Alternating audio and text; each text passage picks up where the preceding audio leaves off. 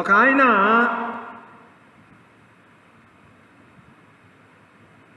తండ్రిని తరిమేశాడు ప్లాన్ చేసి. తండ్రి పారిపోయాడు. తండ్రి రాజు, మంచి పేరు తెచ్చుకున్న భక్తుడు, నీతిమంతుడు.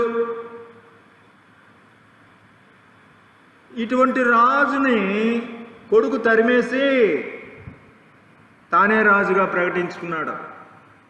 అంతేకాదు, ఉన్న ప్రజలు గుర్తెరగాలి, మా నానంటే నాకు పడదు అని గుర్తెరగాలని నాన్నకున్న భార్యల్ని పట్టపగలు అందరూ చూస్తుండగా చెరిచాడు. ఎవరినండి? తల్లుల్ని పాడు చేశాడు. ఇదంతా అయిన తర్వాత మళ్ళీ చంపాలనుకొని, ఎవరిని చంపాలనుకొని? దావీదును చంపాలనుకొని బయలుదేరుతూ వెళ్తున్నాడు. దేని మీదో తెలుసా? గాడిద మీద.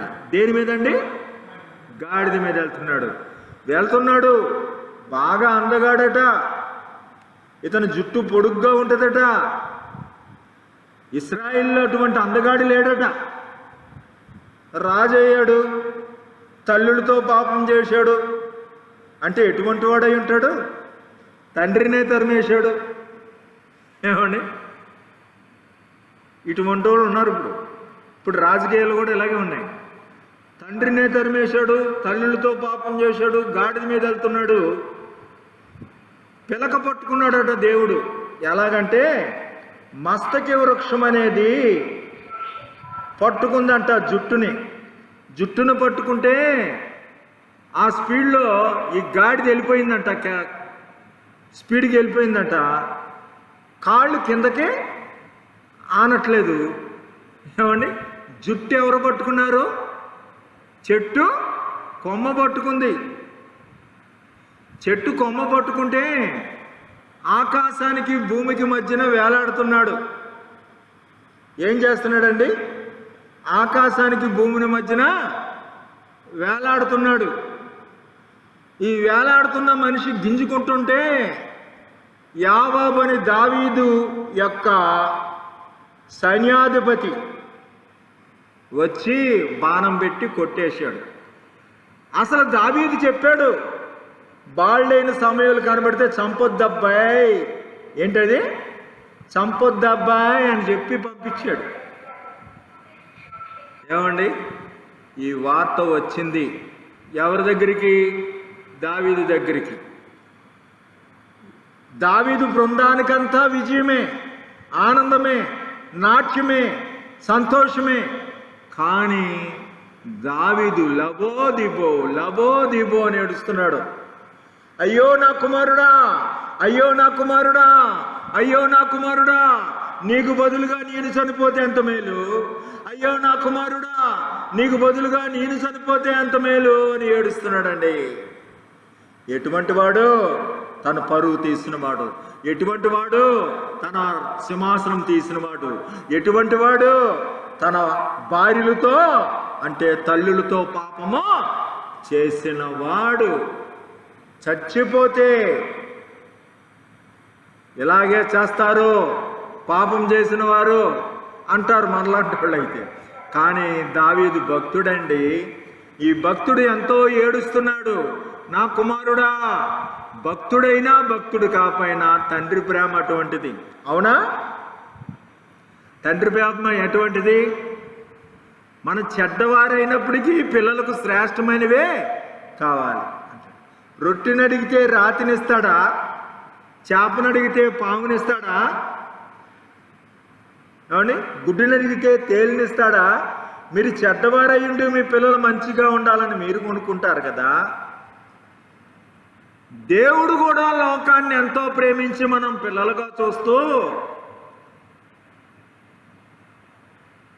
తాను బలైపోయాడంట. మీకు బదులుగా నేను, మనం శత్రువులై ఉండగా, ఎలాగుండగా? మనం ఇంకా పాపులమై ఉండగా. నీతిమంతుడికే ఎవడైనా ప్రాణం పెట్టడం అరుదు. మనం ఇంకా పాపులమై ఉండగా, మనం ఇంకా శత్రువులై ఉండగా, మనం ఇంకా భక్తిహీనులమై ఉండగా ఆయన ఏం చేశాడండి? మన కొరకు ప్రాణము పెట్టాడు. ఈయన కూడా తండ్రి దగ్గర నుంచి వచ్చాడు. తండ్రి ఇచ్చిన సింహాసనం వదిలిపెట్టి వచ్చాడు. దేవుడితో సమానంగా ఉండుట విడిచిపెట్టకూడని భాగ్యంగా ఎంచుకోలేదు, కానీ వచ్చేశాడు. ఈయన కూడా గాడిద మీద వస్తున్నాడు. ఈయన గాడిద మీద వచ్చాడు, ఆయన గాడిద మీద వచ్చాడు. ఈయన విధేయుడైన కుమారుడు, ఆయన అవధేయుడైన కుమారుడు. మరణమగునంతగా, సిలువ మరణమగునంతగా ఆయన ప్రాణం పెడితే పాపం వల్ల వచ్చే జీతము మరణం. మనుషుడు ఏమెత్తుకుంటాడో ఆ పంటకు వస్తాడు. తల్లిదండ్రులను దూషించు వాని దీపము కారు చీకటిలో తల్లిదండ్రుల మాట విన్నాడు. ఎవరండి? హిందువులు అతన్ని ఎవరో అడవిలోకి వెళ్ళిపోయాడు అన్నాడు. అతని కంటే ఇదే నెలలో చేస్తారు వాళ్ళు కూడా అదే పంట. అతని కంటే ప్రాణమే ఇచ్చిన తండ్రి మాట పాటించిన పవిత్రుడు. అతనికి ఒక్క భార్య అయినా ఉంది, ఇతనికి ఏ భార్య? దేవుని స్తోత్రం. ఈ పరిశుద్ధుడైన మచ్చ, ముడత, డాగు లేకుండా మనం ఉండాలని, ప్రేమించి మనం పరిమళ సువాసనగా ఉండాలని దేవుడికి తానే పరిమళ సువాసనగా అయిపోయాడు. అలాగూ మనం కూడా ప్రేమ కలిగి నడుచుకోవాలి. యేసయ్యంట మన బలహీనతలు బట్టి సిలువ వేయబడ్డాడు, కానీ దేవుని బలం బట్టి. ఎవరి బలం బట్టి అండి? దేవుని బలమును బట్టి పునరుద్ధానుడు అయ్యాడు. పునరుద్ధానుడు ఎందుకు అయ్యాడు?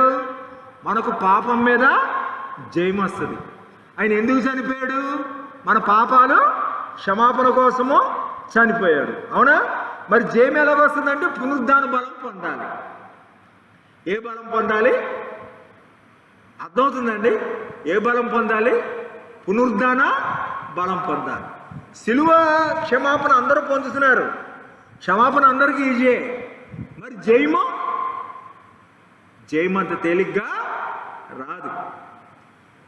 ఈ జయము కోసమే ఈ 40 రోజుల ప్రార్థనలు పెట్టారు. చెయ్యి ఇరిగిపోతే 2 నెలలు కట్టుకడతారు, 40 రోజులు. పరిశుద్ధుడైన కుమారుడు, అపరిశుద్ధుడైన కుమారుడు ఇద్దరూ గాడిద మీద వచ్చారు. ఏమండి? ఒక ఆయన సింహాసనం వదులుకున్నాడు, ఒక ఆయన సింహాసనం పొందాడు తండ్రిని తరిమేసి. ఇద్దరూ ఆకాశాన్ని భూమిని మధ్యన వేలాడారు. యేసయ్య కూడా గాడిద మీద వచ్చి ఆకాశాన్ని భూమిని మధ్యన వేలాడాడు. అవునా?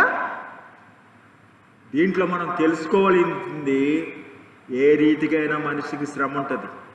ఏముంటుంది? మనిషికి ఏముంటుందండి? శ్రమ ఉంటుంది. దేవుడు సుఖదుఖాలు జతపరిచాడు. ఏం పరిచాడండి? సుఖదుఖాలు జతపరిచాడు. కాబట్టి కీడు చేసి శ్రమపడుట కంటే మేలు చేసి శ్రమపడుట బహు మంచిది. మొదట పిలాతు కనబడుతున్నాడు, అలాగే ఇక్కడ ఎవరు కనబడుతున్నాడు? ఏమంటే దేవుడు కనబడుతున్నాడు, అక్కడ దావీదు కనబడుతున్నాడు. మరి అపరాధి ఎవరు కనబడుతున్నారు? యేసయ్య కనబడుతున్నారు. ఇక్కడ మనము కనబడుతున్నాం, ఇక్కడ అబ్షాలోం కనబడుతున్నాడు. ఇక్కడ కిరీటాన్ని అల్లి అని చెప్పినప్పుడు ఇక్కడ ఉన్న కృత్రిమంగా ప్రేరేపించే శక్తులు ఉన్నాయని 2వ వచనంలో ఎఫెసీయులకు రాసిన పత్రికలో ఉంది. ఈ కృత్రిమ ప్రేరేపించిన శక్తిని సాతాను నిన్ను ఎందుకు ప్రేరేపించనని దేవుడు అడుగుతున్నాడు. మొదట అమ్మాలనుకున్న అన్నయ్య సఫర్యాలు తర్వాత మారిపోయారు. నిన్ను కొన్ని శక్తులు ప్రేరేపిస్తాయి. అవసరమైతే వ్యభిచారానికో, దొంగతనానికో, బూతులాడతానుకో. ఎప్పుడు ఈ పని చేయని మనిషి పని చేస్తున్నాడంటే ఏదో దుష్టశక్తి ప్రేరేపణ చేస్తుంది. మరి సాతానుడు ప్రేరేపణ చేశాడట, యోధ అప్పగించేవాడిగా వెళ్ళాడు. కాబట్టి వారికి వచ్చిన అసలు విజయం పోయి దొంగ నడక నడుస్తున్నారు. అది కృత్రిమమే. వీరు అల్లారంట. మలుచుట అనేది 2వ వచనము. ఉగ్రతకు పాత్రులై ఉంటేమంటే యూదుల రాజా అనేది పాత్రమయమే కానీ అపాసానికి వాడారు. కానీ వీరు విజయానికి పాత్రులే కానీ దుఃఖానికి కారణమైందని 3వ వచనం చెప్పాడు. 4వ వచనంలో కరుణా సంపన్నుడు, ఆయన కరుణా సంపన్నుడు అంటే నా కుమారుడు అబ్షాలోమా, నా కుమారుడు అబ్షాలోమా అని ఏడుస్తున్నాడు. ఇక్కడ కూడా కరుణా సంపన్నుడు. పిలాతు కరుణ చూపించడము మనకు ఏంటంటే ఇతని యందు ఏ దోషమో కనదు. ఎన్నిసార్లు తెలుసండి? ఎంతో 6-7 సార్లు ప్రయత్నం చేశాడండి. ఏముంది? ఇతను యందు ఏ దోషం లేదు, ఎందుకని ఎందుకు సిలువేస్తాడు అంటున్నాడు. అడ్డంగా మాట్లాడుతున్నాడు. నువ్వు చెప్పిందే కరెక్టే అనొచ్చు కదా. చివరికి ఎలా రివర్స్ అవుతారో చూపెడుతున్నాను. ఏమండి? రివర్స్ అయితే చేతులు కడుక్కున్నాడు. దేవుని స్తోత్రం. కాబట్టి లోపము లేదు అని చెప్పాడు. మరి ఇదిగో నీ ప్రాణం అని చెప్పారు. ఇక్కడ ఈ మనుషుడు అని చెప్పారు. చచ్చిన మనలో బ్రతికించాడట. జీవాను గురించి ప్రాణం గురించి ఉన్నాయి 5వ వచనాల్లో. 6వ వచనాల్లో 3 చోట్ల చూపుతా ఉంది.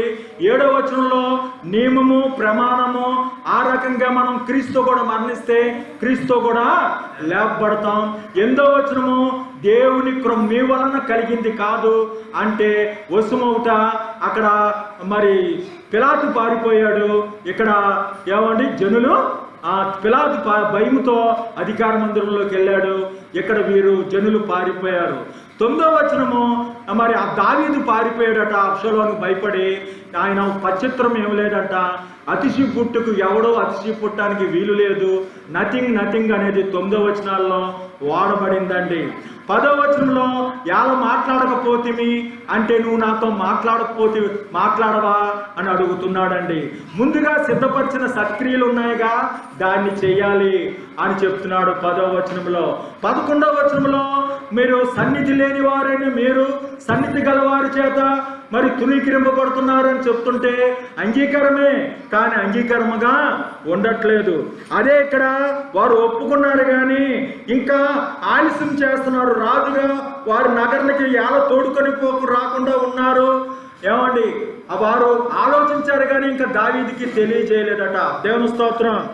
అలాగే ఇక్కడ మనం 11వ వచనము పైనుండి అధికారము ఇవ్వబడితే గాని మరి ఎవరి వలన నీకు అధికారము కలగదు.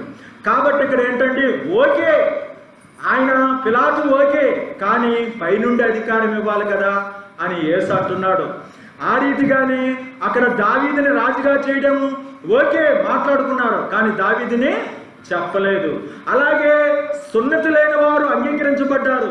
సున్నత లేని వారు మరి అంగీకరించబడకుండా సున్నత కలిగిన వారు ఓకే కాకుండా ఉండడం అనేది 11వ వచనంలో. 12వ వచనం చదవండి. ఆయనను మునుపు దూరస్తులను ఎఫ్సీయులకు రాసిన పత్రికలో 12వ వచనం. ఆ కాలమందు ఇశ్రాయేలుతో సహపరులు కాక పరదేశులను, వాగ్దాన సంబంధం లేని పరజనులను, నిరీక్షణ లేని వారును, లోకమందు దేవుడు లేని వారై ఉంటిరి. ఏం లేని వారు ఉన్నారండి? దేవుడు లేని వారై ఉన్నారు. దూరస్తులు, దేవుడు లేని వారు ఉంటే ఇక్కడ ఏమన్నాడంటే నువ్వు ఇతన్ని విడుదల చేసేదివా, నువ్వు కైసరుకు స్నేహితుడువో కాదు. చూసుకోండి 12:12. దూరస్తులు, సమీపస్తులు. మునుపు దూరస్తులము మనం సమీపస్తులను చేశాడంటే నువ్వు ఇతన్ని విడుదల చేసావా, నువ్వు కైసరుకు స్నేహితుడువో కాదు. దూరం దగ్గర గురించి చెప్పాడు. ఇక్కడ కూడా 12వ వచనము 2వ సమయాల్లో అంటున్నాడు, నా ఎముకనంటి మాంసం నంటి సహోదరులై ఉండగా. హల్లెలూయా. అలాగే 13వ వచనము చూడండి, నీవు నా ఎముక వంటి వాడు, బంధువుడు, మాంసం వంటి వాడు అంటే ఇదిగో ఇలా సంధి చేసినట్ట. దేవుని స్తోత్రం. 13వ వచనం ఇక్కడ ఏం చెప్తున్నాడు చూడండి. 13వ వచనం ఇక్కడ ఆయనను మునుపు దూరస్తులైన మీరు ఇప్పుడు క్రీస్తునందు యేసు రక్తం వలన సమీపస్తులు. ఇక్కడ క్రీస్తు రక్తం వలన సమీపస్తులు అంటే అక్కడ కూడా నా ఎముక మాంసం అని 2 సార్లు ఉంటుంది. 12-13లో కూడా ఉంటుంది సమయాల గ్రంథంలో. కాబట్టి అండి ఇక్కడ సమీపం ఏంటి, దూరం ఏంటి అంటే ఇక్కడ 13వ వచనము పిలాతు ఇక దూరం పెట్టాడట. ఎవరిని దూరం పెట్టాడు? యేసును ఎక్కడ కూర్చోబెట్టాడు? నేరస్తులు కూర్చునే చోట పెట్టాడు. 14వ వచనం ఏమంటున్నాడో చూడండి. ఆ దినమున పస్కాను సిద్ధపరచు దినము, అప్పుడు ఉదయం 6 గంటలు కావచ్చును. ఇదిగో మీ రాజు అన్నాడంట. దేవుని స్తోత్రం. ఇదిగో మీ రాజు అన్నాడంట. దేవుని స్తోత్రం. దీన్ని ఏమంటాడు? 14వ వచనం ఎఫ్సీలు రాసిన పత్రికలో, ఆయన సమాధానమై ఉండి మీకు మాకున్న ద్వేషాన్ని తన శరీరం మీద మరి ఆ శరీరాన్ని చీల్చుకొని మధ్యగోడని పడగొట్టి ఆ దేశాన్ని సంహరించాడంట. అక్కడ కూడా ఇక్కడ ఏమంటాడు 14లో? ఏమండి, ఇక్కడ ఇష్టపూర్వకంగా లోబడినట్లు చేశారంట. ఎవరినో తప్పకుండా యోధా వారందరినీ రాజుకు ఇష్టపూర్వకంగా లోబడినట్లు చేయగా అంటే అక్కడ అన్నాడా లేదా? ఇదిగో మీ రాజు అంటున్నాడా లేదా? 14లో అన్నాడా లేదా? ఇట్లు సంధి చేశానని అక్కడ కూడా ఉందా లేదా చూసుకోండి. అక్కడ కూడా కలవాలి. మళ్ళీ ఏమంటున్నాడు? ఏమండి, మీకు మాకున్న దేశాన్ని సంహారం చేసి ఏం చేశాడు? మధ్యగోడను పగడగొట్టి అంటే ఇట్లు సంధి చేసి అంటే ఎవరికి నిర్ణయించేశాడండి? 15వ వచనంలో, కైసరు తప్ప వేరొక రాజు మాకు లేడు. దేవుని స్తోత్రం. ఇక్కడ యోధా వారు రాజును ఎదుర్కొంటకు, రాజు నది యువతలకు తోడుకొని వచ్చుటకు, ఇక్కడ దీన్ని ఏమంటారంటే మిషనరీ వాళ్ళు తండ్రి భాగంగా 2వ సమూయేలు అంటారన్నమాట, పాత నిబంధన. అలాగే కుమారుడు భాగంగా ఎవరండి? యోహాను సువార్త. మత్తయి, మార్కు, లోకాన్ని ఏమంటారు? కుమారుడు భాగం అంటారు. అలాగే అపోస్తుల కార్యాల దగ్గర నుంచి ఉన్న భాగాన్ని పరిశుద్ధాత్మ భాగం అంటారు. వింటున్నారండి? దీన్ని ఎఫ్సీలు రాసిన పత్రికలో 2వ అధ్యాయంలో మీరు చేయి పెట్టుకొని బొట్టనేళ్ళు 19వ అధ్యాయంలో ఉంటే ఈజీగా అండి. ఇక్కడ మొదటి వచనాలు చదువుతున్నాను చూడండి. రాజు తన కుమారుని గురించి దుఃఖించుచు ఏడ్చుచున్నాడు అనే సంగతి ఆ దినమున జనులందరూ విని, రాజు తన కుమారుడు గురించి ఏడుస్తున్నాడంటమ్మా. ఏ రాజుగారు ఏడుస్తున్నాడు? ఎవరు ఏడుస్తున్నారు? మరి మిమ్మల్ని అయితే యేసయ్య ఏమి చెప్పాడు? అమ్మలారా, నా కోసం ఏడవకండి, మీకోసము మీ పిల్లల కోసము ఏడవండి. మరి ఏడుస్తున్నారా అనండి. ఎందుచేతనంటే ఎఫ్సీలు రాసిన పత్రిక 2వ అధ్యాయం 1వ వచనం, మీ అపరాధముల చేత పాపముల చేత చచ్చిన వారై ఉండగా ఆయన మిమ్మల్ని క్రీస్తు కూడా బ్రతికించెను. అమ్మా వింటున్నారా? అపరాధముల చేత పాపముల చేత చచ్చిన మనల్ని క్రీస్తు కూడా బ్రతికించాడంట. ఎవరో? పరలోకంలో ఉన్న ఏలిక దేవుడు లోకాన్ని ఎంతో ప్రేమించి తన అద్వితీయ కుమారుని మన కోసము పంపాడు. తన సొంత కొడుకుని మీ కోసం ఇచ్చినవాడు ఆయనతో పాటు సమస్తము ఎందుకు అనుగ్రహించడు? అర్థమవుతుందండి? సొంత కొడుకుని ఇచ్చినవాడు ఆయనతో పాటు సమస్తము మనకు ఇస్తాడు. దేవుని స్తోత్రం. ఇక్కడ తన కొడుకు కోసం ఏడుస్తున్నాడు. ఎవరు? ఈ రాజుగారు ఏడుస్తున్నాడండి. ఈ రాజుగారు కొడుకు కోసం ఏడుస్తున్నాడు. కొడుకు చనిపోయాడట. ఏమయ్యాడంట? ఎందుకు బయలుదేరాడంట? తండ్రి కోసమే బయలుదేరి వచ్చాడు. తండ్రి కోసమే ఎలాగొచ్చాడో తెలుసా? తండ్రి కోసమే ఎలాగొచ్చాడో తెలుసా తమ్ముడు? తండ్రి కోసమే ఎలాగొచ్చాడు తెలుసా? గాడిద మీద వచ్చాడు. దేని మీద వచ్చాడమ్మా? గాడిద మీద వచ్చాడు. మరి యేసయ్య కూడా దేని మీద వచ్చాడమ్మా? గాడిద మీద వచ్చాడు. ఓసన్నా జయం, ఓసన్నా జయమని ఆదివారం, మట్టల ఆదివారం ఏమండి మరి కేకలు వేస్తూ అరుస్తుండగా రాగా శుక్రవారం కల్లా ఆయన ఏం చేశారు? సిలువ వేసేశారు. ఆకాశానికి భూమిని మధ్యన వేలాడుతున్నాడు. ఈయన పరిశుద్ధుడైన కొడుకు దేవునితో సమానంగా ఉండుట విడిచిపెట్టకూడని భాగ్యం చేయించుకోలేదు, కానీ తన్ను తాను రిక్తినిగా చేసుకొని మన మధ్యకు వచ్చాడు. దేవుని స్తోత్రం. ఆకాశానికి భూమిని మధ్యన వేలాడాడు. ఈయన గాడిద మీదే వచ్చాడు. ఆకాశానికి భూమిని మధ్యన వేలాడాడు. ఇతడు అపరిశుద్ధుడైన కొడుకు. ఎటువంటి అపరిశుద్ధుడంటే తల్లులతో పాపము చేసిన కొడుకు, అంటే పిన్నమ్మ పెద్దమ్మలతో పాపము చేసిన కొడుకు. దావీదుకి 8 మంది భార్యలు. తన తల్లి కాకుండా మేమున్న ఆ మిగతా తల్లులతో అతడు పాపము చేశాడు. చేసి తండ్రిని తరిమేశాడు. తండ్రిని చంపడానికి వెళ్తున్నాడు. తండ్రి తెలియాలి, ప్రజలకు తెలియాలి, గుండెలు పగలాలి అని కావాలని చేశాడు, కానీ కామంతో కాదు. ఎలాగైతేనే అపవిత్రుడు కుమారుడు తండ్రిని చంపేయాలనుకొని గాడిద మీద వెళ్తుంటే దేవుడు ఊరుకోడు కదా. మరి ఆ తండ్రి ఎవరు? దావీదు, భక్తుడైన దావీదు.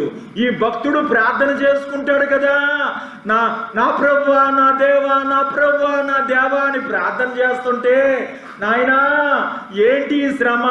చేసావు కదయ్యా, బెత్షెబాతో పాపం చేసావు కదా, బెత్షెబాతో ఏం చేసావు? పాపము చేసావు. నువ్వేమి ఎత్తుకుంటావో పంట చూస్తావు. ఉరియా భార్యని ఎలాగైతే చంపేశాడో, ఉరియా భార్యతో ఎలాగ పాపం చేశాడో మరుగైపోతుంది అనుకున్నాడు. ఏమండి, మర్చిపోతారు అనుకుంటున్నాడు, కానీ ప్రవక్తను పంపించాడు. ధనవంతుడున్నాడు, పేదవాడున్నాడు. ఆ ధనవంతుడి యొక్క గొర్రె తీయకుండా పేదవాడు గొర్రెను తీసి ఏమండి దారే పోయేవాడికి ఆకలి తీర్చాడట. దారేపోయేవారికి ఆకలి తీర్చాడట. కాబట్టి అండి, ఆ రీతిగా చేసిన వాడు ఎవడు అంటే ఆ మనుషుడు నీవే అని ప్రవక్త చెప్పాడు.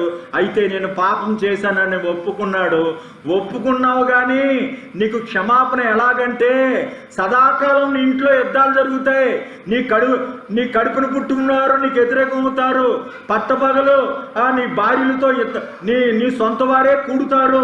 మనము ఇంకా పాపులమై ఉండగానే భక్తిహీనులమై ఉండగానే ఇంకా చెడిపోయి ఉండగానే దేవుడు మనల్ని ప్రేమించి మనం అబ్షాలోము కంటే పాపులమైన మనల్ని దావీదు ఎలాగేడుస్తున్నాడో అలాగ మన కోసము దేవుడు లోకాన్ని ఎంతో ప్రేమించి తన సొంత కొడుకునిచ్చాడు. హల్లెలూయా! సొంత కొడుకునిచ్చాడు. దావీదుకి ఎటువంటి ప్రేమ! అయ్యా, నా భార్యను చేర్చాడు అనేది లేదు, నన్ను తరమడానికి వచ్చాడు అనేది లేదు, నా రాజ్యం తీసేసుకున్నాడు అనేది లేదు. మరి ఎంత ప్రేమ! ప్రాణం పెట్టిన ప్రేమ. మరి దేవుడు ఒక వ్యభిచారికే, దావీదు వ్యభిచారికే ఎంత ప్రేమ ఉంటే, పరిశుద్ధుడైన మచ్చ ముడత డాబు లేని దేవుడికి ప్రాణం ఇచ్చినంత ప్రేమ. హల్లెలూయా! ఇక్కడ 18వ వచనం ఉంది, చదవండి త్వరగా. ఏదైనా ఒకరిని ఈ వైపున ఒకరిని ఆ వైపున మధ్యన యేసును ఉంచి ఆయనతో కూడా ఆ ఇద్దరిని సిలువేశారంటండి. ఒకరిని ఈ వైపున ఒకరిని ఆ వైపున ఉంచారంట, మధ్యన యేసు నుంచి సిలువేశారంటండి. అర్థమవుతుందండి? 6వ వచనంలో 18వ వచనంలో ఈ వైపున ఒకరు ఆ వైపున ఒకరిని మధ్యలో యేసు నుంచి సిలువేశారంటే, ఇక్కడ 18వ వచనం ఏం చెప్తున్నాడండి? రేవు యువతల నుండి అవతలకు పడవ మీద తీసుకెళ్లారట 2వ సమయాల్లో. హల్లెలూయా! ఏమండి, మనం ఒడ్డున పడాలి. ఏమండి, యువతల నుండి అవతలకి పడవ మీద దావీదుని తీసుకెళ్లారు. దావీదు ఎందుకు అటు వెళ్ళిపోయాడు? అబ్షాలోము తరిమేశాడు, పారిపోయాడు, భయముతో పారిపోయాడు. అసలు తిరిగి చంపాలంటే చంపగలడు, ఫోన్లే కదని వదిలిపెట్టి వెళ్ళాడు. ఏడవాలి అని అందరికీ తెలిసే విధంగా మేడ మీద టెంట్లేసి తల్లులతో పాపం చేశాడు ఈ అబ్షాలోము. కాబట్టి ఇప్పుడు ఇతన్ని తీసుకొచ్చారు, అబ్షాలోము చంపివేసి యువతల నుండి అవతల నుండి యువతలకి తీసివేశారు. మనకి ఏదోవరంలో ఇది నిజమా, దేవుడు మంచివాడు కాదని చెప్పిందే నీకు అనుమానం వస్తుంది. ఆ పండు తిన్న దూరానికి నీకును ఏమండి నీ సంతానానికి స్త్రీ సంతానానికి సదాకాలము యుద్ధము. స్త్రీ సంతానం ద్వారానే అప్పుడులో జరిగిన దోషము, చెట్టు ఫలము తిన్నారు కాబట్టి చెక్కకి వేలాడాడు. ఒక మనుషులు తిన్నదాని ఒక మనిషితోనే పోయింది. పాప పవిత్రార్థం పవిత్ర రక్తం అవశ్య. దేవుని స్తోత్రం. ఇక్కడ పడవ కూడా చెక్కే యువతల నుండి అవతలకు తీసుకొచ్చారు. ఇక్కడ మళ్ళీ 18వ వచనం ఎఫ్సీలు రాసిన పత్రికే చదవాలండి. కాబట్టి ఇక్కడ మీకు మీదట 18వ వచనం, ఆయన ద్వారానే మనము ఉభయములను ఒక్క ఆత్మయందు తండ్రి సన్నిధికి చేరగలుగుతున్నాము. హల్లెలూయా. ఉభయము ఎవరెవరు? క్రీస్తునందు దూరస్తులు, క్రీస్తునందు సమీపస్తులు. దూరస్తులు ఎవరండి? మనం సమీపస్తులం అనుకున్నారా? సమీపస్తులము కాదు, మనం అన్యులమే. దూరస్తులమైన మనల్ని వారు సిలువేశారు కాబట్టి మన దగ్గరికి సిలువ సువార్త వచ్చింది. కాబట్టి ఈ ఉభయంలో ఒక్క ఆత్మయందు తండ్రి సన్నిధానానికి చేరుస్తున్నాడట.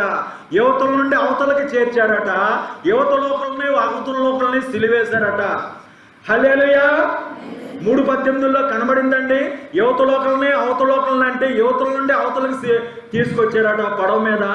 ఈ ఉభయంని తండ్రి సన్నిధానంలో ఒక్క ఆత్మయందు చేరుస్తున్నామని 18వ వచనం ఎఫ్సీ చెప్తుంటే 19వ వచనంలో, కాబట్టి మీరు ఎదుట పరజనులు పరదేశులై ఉండక పరిశుద్ధులతో ఏకపట్టునస్తులను దేవుని ఇంటివారై ఉన్నారు. దేవుని స్తోత్రం. మనం ఎవరమ్మా? దేవుని ఇంటివారం. హల్లెలూయా. గట్టిగా చెప్పాలి, మధ్యలో వాళ్ళు చెప్పట్లా. దేవుని ఇంటివారం.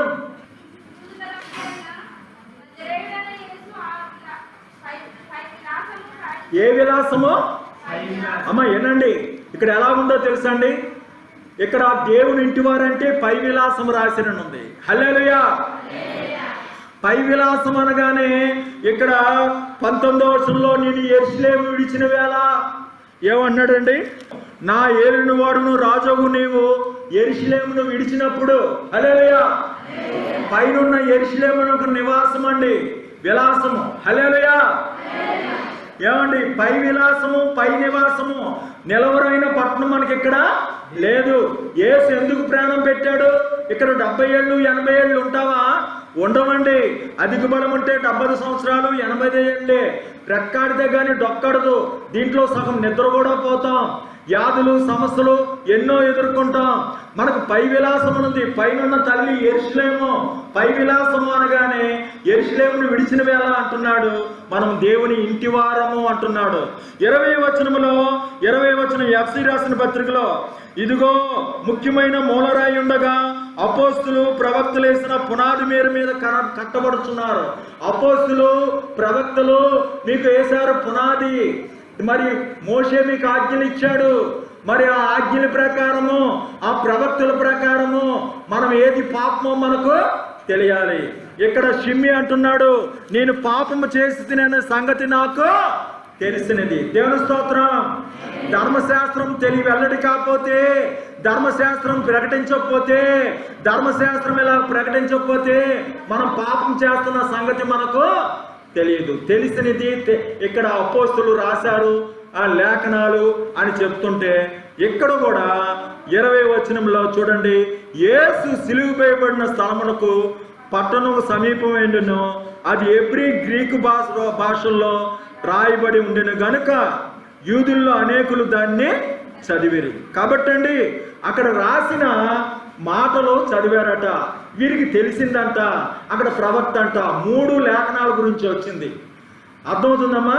18 ఏనుకుంది, యువత లోకల్ని అవత లోకల్ని సిలువేశారు. చూడండి ఇక్కడ సమయాల గ్రంథంలో ఏమన్నారు? యువతల నుండి అవతలకి పడవ మీద తీసుకెళ్లారు. అర్థమైందా? ఈ ఉభయాన్ని ఒక్క ఆత్మతో తండ్రి సన్నిధానంలో చేర్చగలుగుతున్నాడట. అవునా? సరిపోయింది. ఆ 18 లింకు వేరే రెఫరెన్స్కి వెళ్లకుండా మనం దేవుని ఇంటివారం అంటే యెరూషలేమును విడిచిన వేళ అంటున్నాడు. యెరూషలేమును విడిచిన పరిస్థితి ఎందుకు వస్తుంది? ఉపవాస ప్రార్థన అంటే యెరూషలేములో నిలిచి ఉండడం. అర్థమవుతుందమ్మా? యేసు ప్రభు చనిపోయి తిరిగి లేసిన, రక్తము కార్చిన మనకు ఉపయోగము లేదు. నిలిచి ఉండాలి. ఈ నిలిచి ఉండడం కోసము అపోస్తులు ఈ 40 రోజుల ప్రార్థనలో పెట్టారు. 40 రోజులు చేయమని మిమ్మల్ని చెప్పట్లా. హల్లెలూయా. ఇక్కడ 19, 20లో ఏముంది? 20లో ఇంటి అడ్రస్ పై విలాసము అంటే యెరూషలేము విడిచినప్పుడు దేవుని ఇంటి వారము. ప్రవక్తల లేఖనములు అంటే నాకు తెలిసింది వీరు చదివారు. అర్థమైందా? అలాగే మరి 21 చదవండి. 21 ఎఫ్సీలు రాసిన పత్రికలో 2వ అధ్యాయం 21, ప్రతి కట్టడము ఆయనలో చక్కగా అమర్చబడి, హల్లెలూయా, చక్కగా అమర్చబడడం ఏంటో చూడండి. చక్కగా అమర్చబడము అక్కడ చదవండి. 21 యోహాను సువార్తలో 21వ వచనం చదవండి. యోహాను సువార్తలో, నేను యూదులు రాజని వాడు చెప్పినట్టు రాయము, యూదులు రాజని రాయవద్దు. యూదులు రాజని రాశారంట, చక్కగా సరిపోయిందంట. అర్థమైందమ్మా? యువతల నుంచి అవతలకు తెచ్చారంటే యువతల్లో కన్నా అవతల సిలివేశారా? ఇక్కడ పై ఇంటి వారం అంటే యెరూషలేము అన్నారా? పై విలవాసం రాశారా?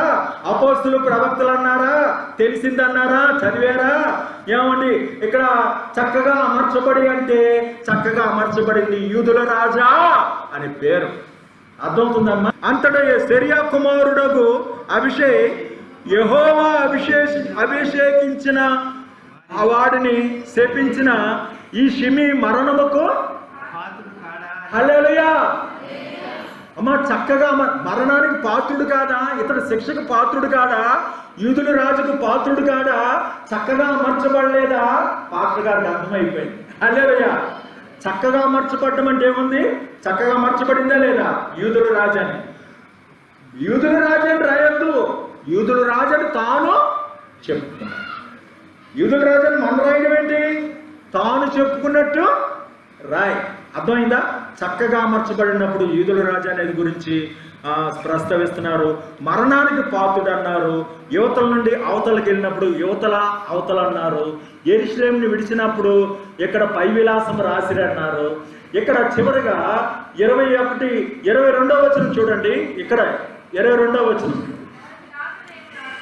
నేను రాసినదేదో ఏమన్నాడు? నేను రాసిందేదో రాశాడు అంటున్నాడు. ఎంత ప్రేమో చూడండి పిలాతుకి. నేను రాసిందేదో రాస్తున్నాను. ఇక్కడేమన్నాడు దావీదు? 22వ వచనమే చదవాలి.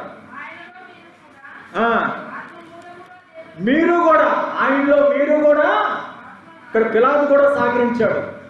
మీరు కూడా కట్టబడుచున్నారు. హల్లెలూయా. నేను రాశాను అంటే మీరు కూడా అంటున్నాడు. అక్కడ 22వ వచనం చదవండి. సమూయేలు గ్రంథం, మగపిల్లలు ఎవరైనా చదవండి. 2వ సమూయేలు 22వ వచనం. సిరియా కుమారులారా, మీకును నాకును ఏం పొందు? హల్లెలూయా. మీకు నాకు ఏం పొందు? నేనేదో నేను. అర్థమవుతుందా? కలిసిందా లేదా? మీకు నాకు ఏం పొందు? నేనేదో నేను అంటున్నాడు. ఎవరు? పిలాతు. మీకు నాకు ఏం పొందని ఇక్కడ దావీదు అంటున్నాడు. ఇక్కడేమన్నాడు? మీరు కూడా అమ్మా, మీరు కూడా కట్టబడుతున్నారు. హల్లెలూయా.